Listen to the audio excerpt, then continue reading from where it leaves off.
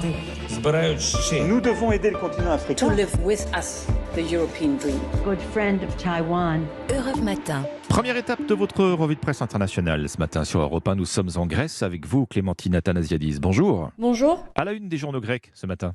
Eh bien, des pourparlers entre la Grèce et le Royaume-Uni sur le retour à Athènes des marbres du Parthénon. Le quotidien Tanea révèle la tenue de négociations secrètes débutées il y a un an à Londres entre de hauts responsables grecs, dont le Premier ministre conservateur et le président du British Museum. Les sculptures en question ont été saisies au début du 19e siècle, puis acquises par le British Museum, qui refuse de les restituer, et ce, malgré les demandes répétées de la Grèce.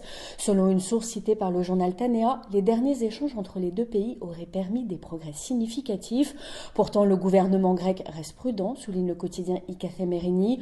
Londres n'a pas prévu de changer la loi empêchant un musée de retirer des objets de sa collection, sauf cas très précis.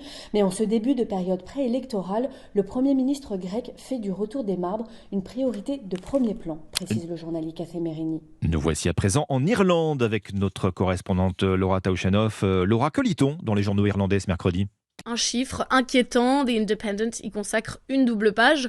Le nombre d'habitants augmente 3 fois plus vite que l'offre de logement. Les chiffres montrent qu'entre 2016 et aujourd'hui, la population a augmenté de 360 000 personnes pour seulement 120 000 nouvelles maisons construites. Où va-t-on placer toutes ces familles ? Interroge l'Irish Times. Ce n'est pas sans conséquence sur les prix de l'immobilier qui explosent. The Examiner publie un tableau avec les loyers moyens en fonction de la surface.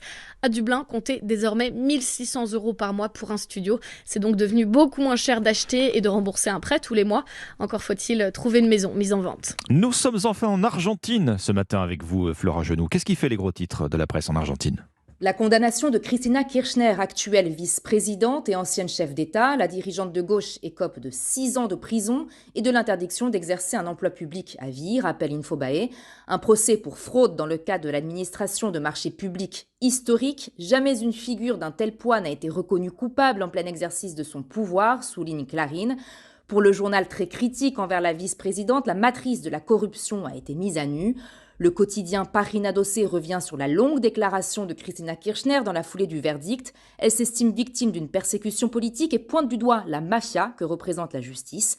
Elle bénéficie pour l'instant d'une immunité en raison de son mandat de vice-présidente et a d'ores et déjà indiqué son intention de faire appel. Merci Flora Genoux, merci à nos correspondants. 6h54.